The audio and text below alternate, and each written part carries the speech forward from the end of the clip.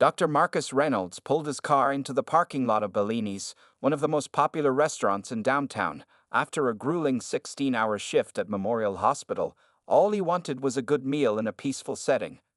As one of the few black cardiologists in the city, Marcus had worked twice as hard to earn his position, and tonight marked 5 years since he had saved his first patient's life through emergency heart surgery.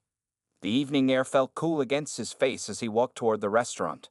Marcus had changed from his scrubs into a simple button-down shirt and slacks, nothing fancy but presentable enough for Bellini's.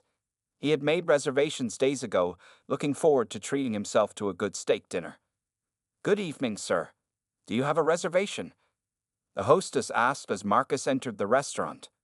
"Yes, Reynolds for one at 8 o'clock, Marcus replied with a tired smile. The hostess checked her computer, her expression suddenly changing. "I'm sorry, I don't see that reservation here." Marcus frowned. "That's strange. I called myself and spoke with someone last Monday."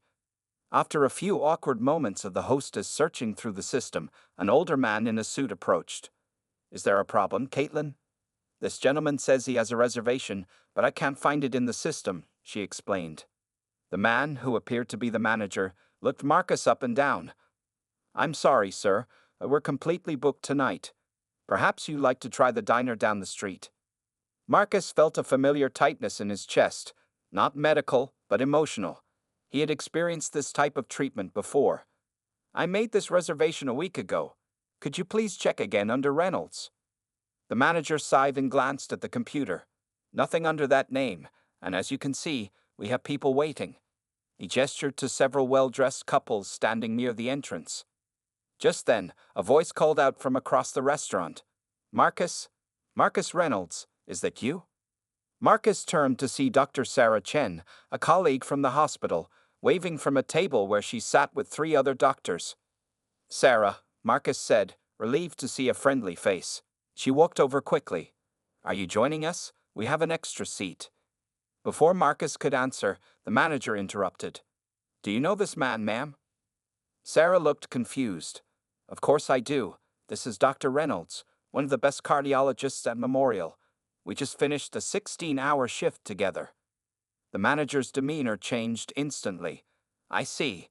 There must have been a computer error with your reservation, Dr. Reynolds. Please, follow me. We can set you up at your colleague's table." As Marcus followed the manager to the table, he felt the eyes of other diners on him. Some looked curious, others uncomfortable. He had experienced this before, the shift in treatment once people learned he was a doctor. "What was that about?" Sarah whispered as Marcus took his seat.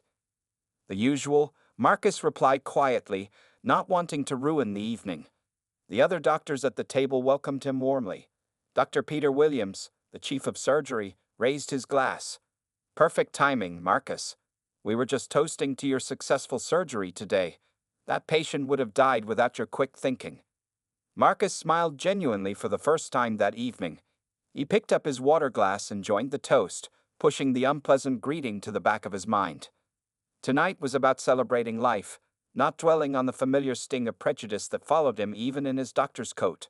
Little did he know that this evening at Bellini's would change his life forever. The evening at Bellini's continued pleasantly for about an hour. Marcus and his colleagues talked about hospital matters, shared a few laughs, and enjoyed their meals. For a while, Marcus forgot about the uncomfortable welcome he had received.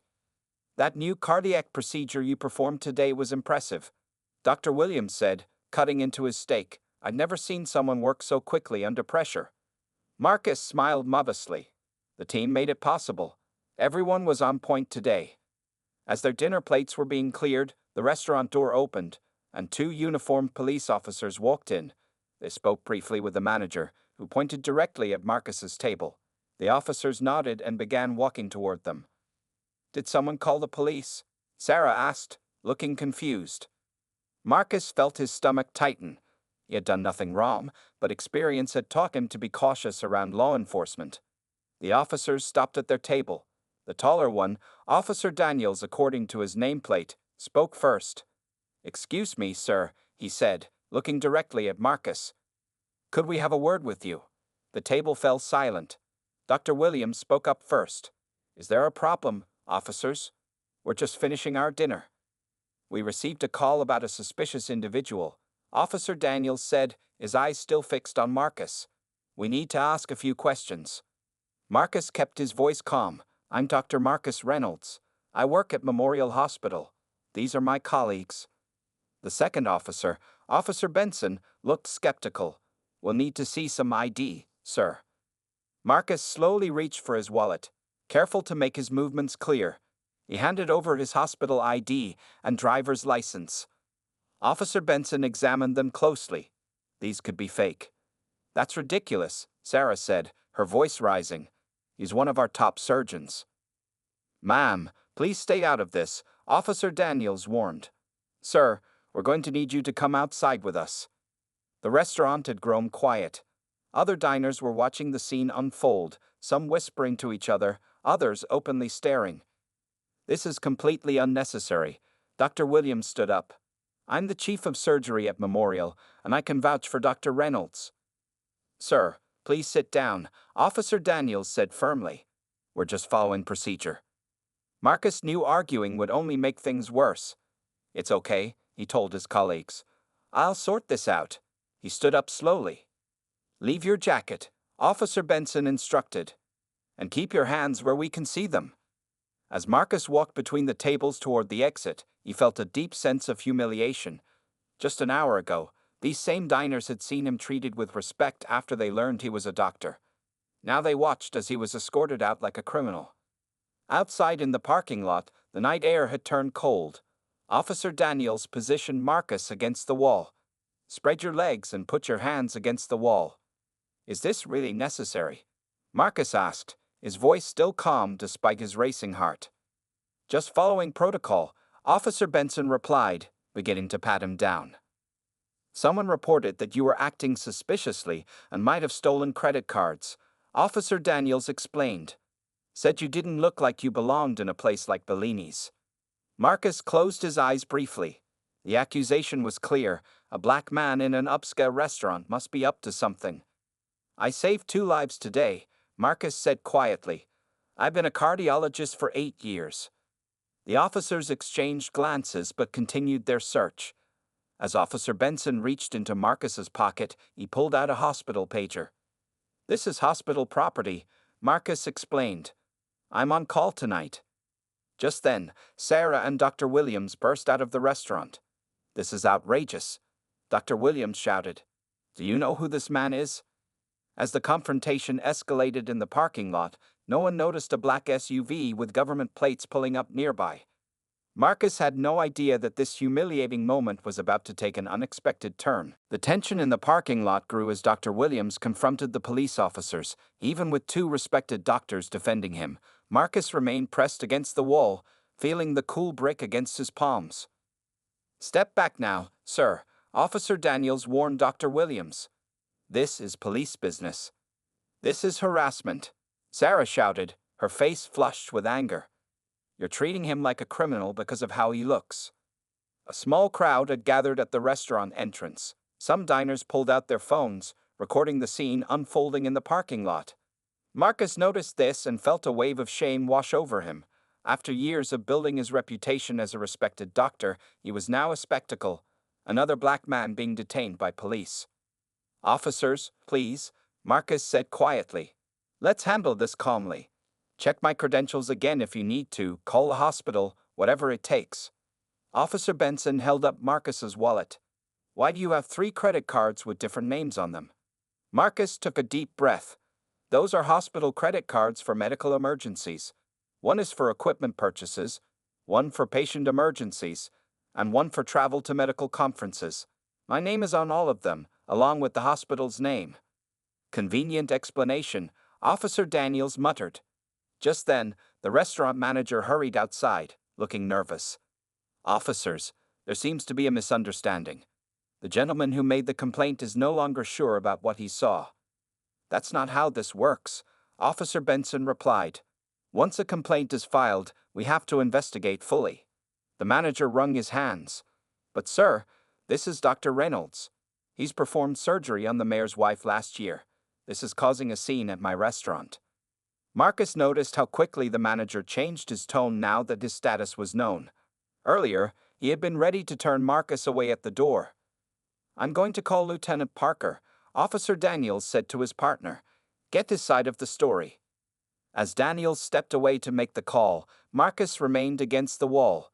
The cool night air carried the sounds of whispers from the growing crowd. He had experienced discrimination before, but never so publicly, never so humiliatingly. Sarah stepped closer.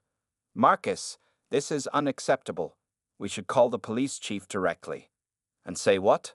Marcus replied quietly. "That I fit the description. That someone thought I didn't belong in Bellini's." Dr. Williams placed a hand on Marcus's shoulder. "This isn't right, son. I've never seen such blatant profiling." Officer Benson overheard this. "This isn't about race, sir. We're responding to a specific complaint. About a black man who couldn't possibly afford to eat at a nice restaurant." Sarah shot back. Marcus closed his eyes briefly. Throughout medical school, throughout his career, he had been careful to never raise his voice, to never show anger, to be twice as polite, twice as calm as his white colleagues. Even now, with his face against a brick wall and his dignity in tatters, he maintained his composure. "My brother will be very interested to hear about this," he said softly. Officer Daniels returned, looking slightly unsettled. The call came from a Mr. Henderson, table 12. Claims he saw the suspect switching credit cards and acting nervous. "I wasn't nervous until police officers showed up to question me during my dinner," Marcus pointed out. "Well, we still need to take you to the station for further questioning," Officer Daniels announced. "Turn around for the cuffs, please." A collective gasp came from the onlookers. Dr. Williams stepped forward again. "This is going too far. You can't arrest a man for eating dinner." As Officer Daniels reached for his handcuffs, the black SUV that had pulled up minutes earlier flashed its headlights. The driver's door opened, and a tall figure stepped out into the glow of the parking lot lights. "What exactly is happening to my brother?" A deep, authoritative voice called out. The parking lot fell silent as a tall, imposing man in a crisp navy suit approached from the black SUV. His purposeful stride and commanding presence drew all eyes to him. The gold badge clipped to his belt caught the light from the street lamps. "I asked a question," the man said, his voice calm but firm. "What's happening to my brother?" Officer Daniels straightened his posture. "Sir, this is a police matter. I'll have to ask you to step back." The man reached into his jacket and pulled out an ID. "Captain Michael Reynolds, Homicide Division. Now, I'll ask again, why is my brother against that wall?" The officers exchanged nervous glances. Captain Reynolds was not just any police officer, he was the youngest black man to reach the rank of captain in the department's history, respected and feared in equal measure. "Captain Reynolds," Officer Benson said, his tone suddenly respectful. "We received a call about suspicious activity. Standard procedure, sir." Michael's eyes narrowed as he looked at Marcus still facing the wall. "Standard procedure includes humiliating a respected doctor in public." "Michael, it's okay," Marcus said quietly. "Just another day in America." "No, it's not okay," Michael replied, his voice controlled but filled with quiet anger. He turned to the officers. "Release him. Now." Officer Daniels hesitated. "Sir, we have protocols." "I know the protocols," Michael cut him off. "I helped write some of them. What I'm seeing is not protocol. It's profiling." Marcus was finally allowed to turn around. He straightened his shirt and took a deep breath. The brothers stood side by side, one in a doctor's button-down, the other in a detective's suit, but with the same determined eyes. "We received a complaint from a patron inside," Officer Benson explained, handing back Marcus's wallet and ID. "Something about credit card fraud." Michael laughed without humor. "Let me guess. My brother didn't look like he belonged here?" Neither officer answered, which was answer enough. "Would you like to meet the person who made this complaint?" The restaurant manager offered nervously, suddenly eager to resolve the situation. "I would," Michael replied. The manager pointed toward the restaurant, where a middle-aged white man in an expensive suit watched from the doorway. Michael approached the man. "Sir, my name is Captain Reynolds. I understand you reported my brother for suspicious activity." The man looked uncomfortable. I thought I saw something unusual. Maybe I was mistaken." "What exactly seemed unusual?" Michael pressed. Was it his behavior, or just his presence in this restaurant? The man couldn't meet Michael's eyes. Look, it was just a misunderstanding. Dr. Williams and Sarah joined them. There was no misunderstanding, Sarah said firmly. Dr. Reynolds saved 2 lives today. He was celebrating with colleagues. Michael turned back to the officers. I'm assuming this investigation is concluded. Officer Daniels nodded quickly. Yes, sir. Our apologies for the confusion, Dr. Reynolds. As the officers prepared to leave, Michael pulled out his phone and snapped photos of their badges. I'll be reviewing this incident with your commanding officer tomorrow. The crowd of onlookers had grown larger, many still recording with their phones. Marcus felt a mix of relief and lingering humiliation. Even with his brother's help, the damage was done. He had been treated like a criminal for simply existing in a space where some felt he didn't belong. Let's get out of here, Marcus said quietly to his brother. Michael placed a hand on Marcus's shoulder. Not yet. You didn't finish your dinner. And I think the restaurant owes you a proper apology at minimum. The manager stepped forward, visibly nervous. Of course, everything will be on the house tonight. Please, Dr. Reynolds, come back inside. Marcus hesitated, looking at the restaurant where diners were still watching through the windows. He had just been humiliated in front of these people. The thought of walking back in made his stomach turn. I think I've lost my appetite, Marcus said. What neither brother knew was that among the crowd filming the incident was a local news reporter who recognized Captain Reynolds. By morning, this story would be much bigger than either of them anticipated. The Reynolds brothers stood in the parking lot, the tension slowly easing as the police officers drove away. Michael's protective stance beside Marcus spoke volumes about their relationship. Though different in their careers, the brothers shared an unbreakable bond forged through years of supporting each other against obstacles. You should have called me right away, Michael said quietly. Marcus shook his head. I handle these situations all the time, Michael. You can't always be there. But tonight I could have been, Michael replied.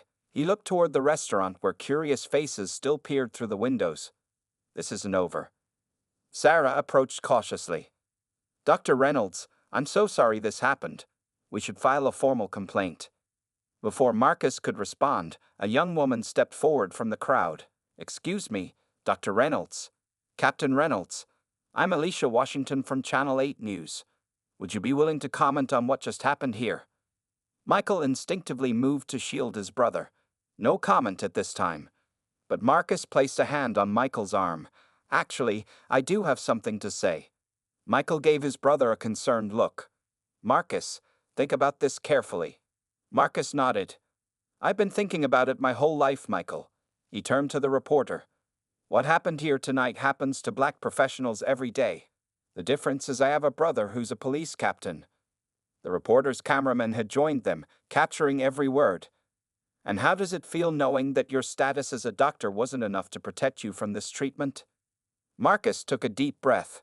It feels like a reminder that no matter how many lives I save, no matter how many degrees I earn, some people will only ever see the color of my skin first.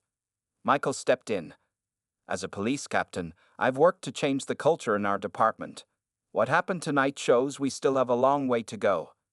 The restaurant manager hurried over, looking panicked at the sight of news cameras. Please, gentlemen, there's no need to make this a bigger issue. It was all a misunderstanding. Was it? Marcus asked quietly. When I arrived alone, you claimed my reservation didn't exist. Only when my colleague vouched for me did you suddenly find a table. That wasn't a misunderstanding. The manager's face flushed red. That's not. We would never. Save it, Michael said. My brother was profiled twice tonight, once by your restaurant and once by officers who should know better. Dr. Williams joined them, along with the other doctors from their table. We're all witnesses to what happened here, he said firmly, and we stand with Dr. Reynolds. The reporter turned to capture the group of physicians, white, black, Asian, all standing in solidarity beside Marcus. It seems you have support from your colleagues, Dr. Reynolds. I've always had their support, Marcus replied. But support isn't enough. We need change. As the interview continued, a black town car pulled into the parking lot. The driver stepped out and opened the rear door. A distinguished older man emerged, wearing an expensive suit and a concerned expression. Is that? Sarah whispered. Mayor Wilson, Dr. Williams confirmed. The mayor walked directly to the Reynolds brothers. I was having dinner across town when my assistant showed me the live feed. Michael, this is unacceptable. Marcus extended his hand. Mayor Wilson, I didn't expect to see you here. How could I not come? The mayor replied, shaking Marcus's hand firmly. You saved my wife's life last year, and now I see you being treated like this in my city. Absolutely unacceptable. The reporter's eyes widened at this unexpected development. Her cameraman zoomed in as the mayor placed a hand on Marcus's shoulder. This ends tonight, Mayor Wilson announced, loud enough for everyone to hear. Captain Reynolds, I want a full investigation into this incident. And Dr. Reynolds, I believe we need to talk about creating a new police medical liaison program. Perhaps some education is in order. As cameras flashed and recorded, the three men stood together. A doctor, a police captain, and a mayor, creating an image that would be on every news channel by morning. What had begun as a humiliating experience was transforming into something powerful. Marcus caught his brother's eye and saw something he hadn't seen in a long time. Hope. By morning, the video of Dr. Marcus Reynolds' encounter with the police had spread across social media. #Respect to Reynolds was trending, and the hospital's phone lines were flooded with messages of support. Local news stations replayed footage of the mayor standing with the Reynolds brothers, promising change. Marcus sat in his living room, watching the coverage with a cup of coffee. He hadn't slept much. The humiliation of the previous night still clung to him, despite the outpouring of support. You should turn that off, Michael said, entering the room in his uniform. He had stayed overnight at Marcus's apartment, concerned about reporters who might show up. Can't hide from it, Marcus replied, gesturing to his phone which had been buzzing constantly with notifications. The hospital administrator called. They want me to take a few days off. Michael frowned. Why? You didn't do anything wrong. They say it's for my benefit. To recover from the incident. Marcus set down his cup.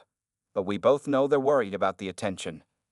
The doorbell rang, interrupting their conversation. Michael checked the security camera on his phone. It's Sarah and Dr. Williams. Marcus nodded, and Michael let them in. Sarah immediately wrapped Marcus in a tight hug. Everyone at the hospital is talking about what happened, she said. The nurses in cardiology have organized a support rally for this afternoon. Dr. Williams placed a file on the coffee table. I've been collecting statements from everyone who was at the restaurant last night. The police chief called me personally this morning.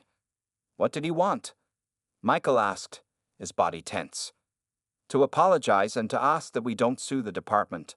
Dr. Williams replied. He mentioned that both officers have been placed on administrative leave, pending an investigation. Marcus shook his head. I don't want those officers fired. That doesn't solve anything. Then what do you want? Sarah asked. Marcus thought for a moment. I want to make sure this doesn't happen to someone else who doesn't have a police captain for a brother or colleagues willing to stand up for them. The doorbell rang again. This time it was Mayor Wilson, accompanied by Police Chief Harris. The small apartment was suddenly crowded with important people, all centered around Marcus. Dr. Reynolds, the chief began formally. On behalf of the department, I want to extend our deepest apologies for what happened last night. Marcus nodded but said nothing. He was tired of apologies that changed nothing. We've identified the officers involved, the chief continued. They will face disciplinary action. That's not what I want, Marcus interrupted. All eyes turned to him. Punishing those two officers doesn't address the real problem. Then what would you suggest? Mayor Wilson asked. Marcus took a deep breath. For years, Michael and I have talked about creating a program to bring police officers and medical professionals together. A program that helps each group understand the other's work and builds relationships. Michael nodded. We drafted proposals before, but never had the support to make it happen. You have that support now, the mayor said firmly. The incident last night was unfortunate. Perhaps we can turn it into something positive. Chief Harris looked at Michael. Captain Reynolds has been pushing for additional community engagement training for years. Perhaps it's time we listened. For the first time since the incident, Marcus felt a glimmer of possibility. The restaurant manager called this morning. He wants to host a community dinner for police officers and hospital staff, free of charge. Guilty conscience, Sarah muttered. Maybe, Marcus agreed. But I'm going to accept his offer. Change has to start somewhere. The chief looked uncomfortable. Dr. Reynolds, you understand there will be resistance from some officers. Not everyone will welcome this initiative. I understand, Marcus replied. But I didn't become a doctor because it was easy, and Michael didn't become a police captain by avoiding difficult situations. The brothers exchanged a look of determination. What had begun as a humiliating night was transforming into an opportunity neither had anticipated. The path forward wouldn't be easy, but for the first time, they had the attention and support needed to create meaningful change. As the group began discussing logistics, Marcus's phone buzzed with a message. It was from an unknown number. Dr. Reynolds, you saved my son last year. I'm a police sergeant. How can I help with your program? The movement was already beginning. 3 weeks after the incident at Bellini's, the restaurant looked completely different. Round tables filled the main dining area, each one seating a mix of police officers in uniform and medical professionals in scrubs or white coats. The nervous restaurant manager, Mr. Peterson, hovered near the entrance, personally greeting each guest. Dr. Reynolds, he said when Marcus arrived. Thank you for giving us this opportunity to make things right.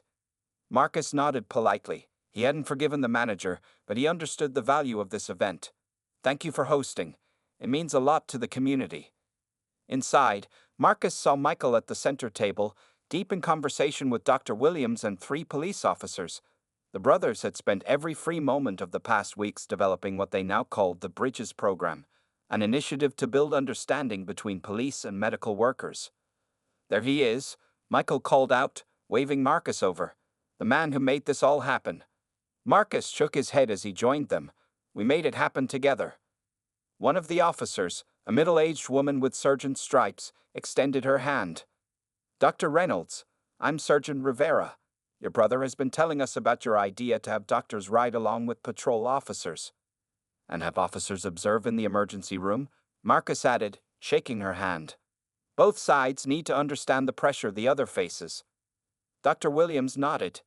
We've already had 15 doctors volunteer for the ride-along program. And 20 officers have signed up for ER observation shifts, Michael added proudly. As dinner began, Marcus watched the room with a mixture of hope and caution. At some tables, conversation flowed easily. At others, the tension was visible. Change wouldn't happen overnight. Mayor Wilson clinked his glass for attention. I want to thank everyone for coming tonight, especially Dr. Marcus Reynolds and Captain Michael Reynolds. What happened 3 weeks ago was unfortunate, but their response has been extraordinary. Marcus felt uncomfortable with the praise. He hadn't asked to become the face of this movement. He'd simply been a black man eating dinner when someone decided he didn't belong. After the mayor's speech, a young black police officer approached Marcus. His nameplate read, Officer Jenkins. Dr. Reynolds, can I speak with you privately? He asked. Marcus nodded, following him to a quiet corner of the restaurant. I wanted you to know, Officer Jenkins said quietly, that I nearly quit the force after seeing that video of you. Marcus was surprised. Why? Because I joined to make a difference. What those officers did to you, it made me question everything. The young man looked down at his uniform. I grew up wanting to be a doctor, but my family couldn't afford medical school. Being a police officer was my way to help people. Marcus studied the young man. And now? Now I think maybe I can do both, Officer Jenkins replied. Your program could help officers like me bring medical awareness to our work. Maybe prevent some tragedies. For the first time since the incident, Marcus felt the full weight of the opportunity before him. This wasn't just about preventing other black professionals from being profiled. It was about systemic change that could save lives. Across the room, Marcus spotted the reporter, Alicia Washington, interviewing Michael. The media attention hadn't faded. If anything, interest in the Bridges program had grown, with inquiries coming from police departments and hospitals in neighboring cities. Sarah appeared at Marcus's side with a glass of water. The chief of surgery just pledged department funding for the program. And look, she pointed toward the entrance where Officer Daniels, one of the officers who had detained Marcus, stood awkwardly. He wasn't invited, Marcus said, surprised. He came anyway, Sarah replied. Said he wanted to apologize in person and learn how to do better. Marcus took a deep breath. The hardest part of leadership wasn't starting movements but maintaining them, especially when it meant facing those who had wronged you. "Excuse me," he said to Sarah, walking toward Officer Daniels. The room seemed to notice, conversations quieting as Marcus approached the officer. Michael moved to intercept, protective as always, but Marcus shook his head slightly. This was his bridge to build. "Officer Daniels," Marcus extended his hand. "Thank you for coming. Let me introduce you to some of my colleagues." It wasn't forgiveness exactly, but it was a beginning. 1 year after the incident at Bellini's, the main auditorium of Memorial Hospital was filled to capacity. Doctors, nurses, police officers, city officials, and community members gathered for the first anniversary celebration of the Bridges program. A large banner stretched across the stage. 1 year, one community, many lives changed. Marcus stood backstage, reviewing his notes nervously. Despite performing complex heart surgeries regularly, public speaking still made his palms sweat. "Ready?" Michael asked, adjusting his police captain's uniform. The past year had been transformative for both brothers. Michael had been promoted to deputy chief, while Marcus now served as both the practicing cardiologist and the hospital's director of community relations. "As ready as I'll be," Marcus replied. "Did you see the report this morning?" Michael nodded proudly. A 30% reduction in use of force incidents and improved response times to medical emergencies in communities of color. Numbers don't lie. Mayor Wilson joined them backstage, the Reynolds brothers, changing the world one program at a time. "You know, we've had inquiries from 23 cities wanting to implement your model." Before Marcus could respond, he spotted Officer Daniels and his partner Officer Benson entering the auditorium. Both men now served as trainers in the Bridges program, teaching other officers about unconscious bias. Their journey from that night in the parking lot to today had not been easy, but their willingness to change had earned them a measure of respect. "Dr. Reynolds," a young black medical student approached. "I just wanted to thank you before your speech. I applied to Memorial's residency program because of your work here." Marcus smiled, remembering his own days as a medical student, when role models who looked like him were rare. "What's your specialty?" "Cardiology," she replied. "Like you." The stage manager signaled it was time to begin. Marcus took a deep breath and walked onto the stage with Michael beside him. The applause was immediate and enthusiastic. 1 year ago, Marcus began, his voice steady. "I was humiliated at a restaurant for being black in a space where someone thought I didn't belong. Today, we celebrate not what happened to me, but what happened because of it." He gestured to the diverse crowd.